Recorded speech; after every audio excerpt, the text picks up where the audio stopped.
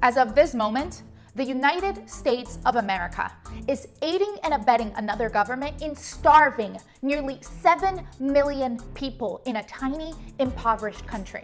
Nobody's talking about this at all. They say it is worse than Syria. One refugee group said this, that the impending famine in Yemen may reach biblical proportions. Think about that. It's astounding what's going on there, and it's being done without your permission, but with your weapons. According to the UN, this is the largest famine the world has seen in many decades. It's also arguably the world's largest humanitarian crisis and the world's largest cholera outbreak, with nearly 1 million cases, many of whom involve children under the age of 5.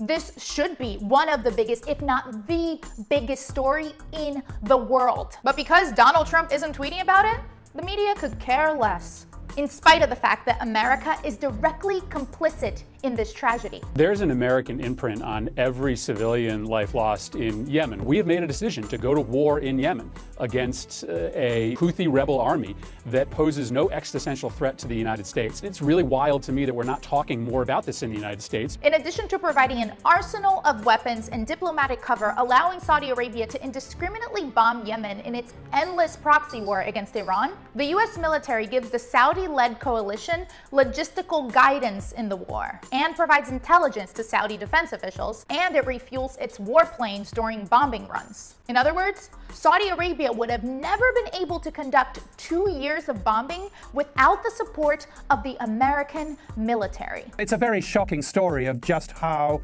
casually the US has enabled, not just by supplying the weapons, but by giving diplomatic backup to this ongoing sort of casual war crime. Even when it became clear that the Saudi coalition was willing to bomb Yemen into oblivion without any respect for civilians.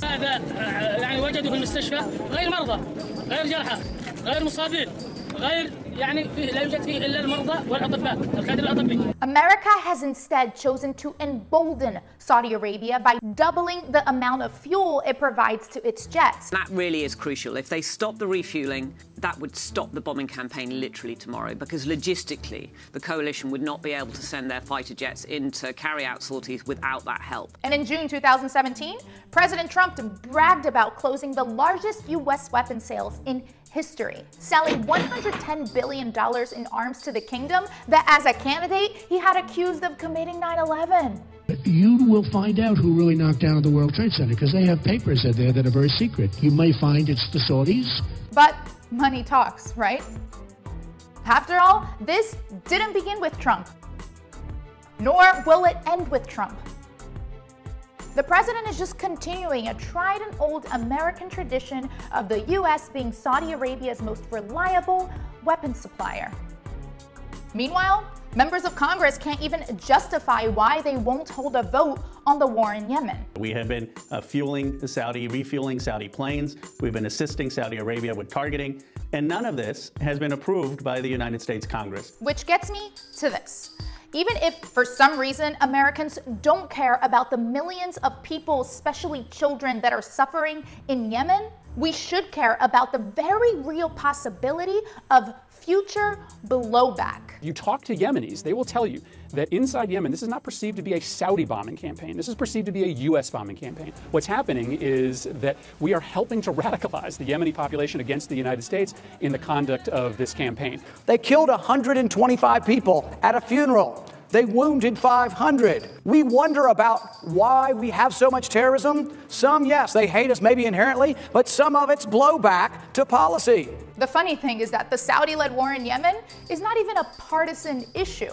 Even though Republicans and Democrats can't seem to agree on anything these days, the one thing that Washington has always managed to get bipartisan support for is war and weapons sales. No, we don't care much about Yemen, and we don't care if we destroy it. What we do care about is the health and well-being of the US arms industry, regardless of where those bombs end up. All right, everybody, thanks so much for watching. I'm Elise. If you like this video, please share it. If you want to know more about the situation in Yemen, I included a number of links below. If you want to know what you can do and sign petitions, it's all there. And if you haven't yet, subscribe to my channel, find me on Facebook and Twitter, and I'll see you next time. Mwah. Beijo. Ciao. Are you listening? Damn.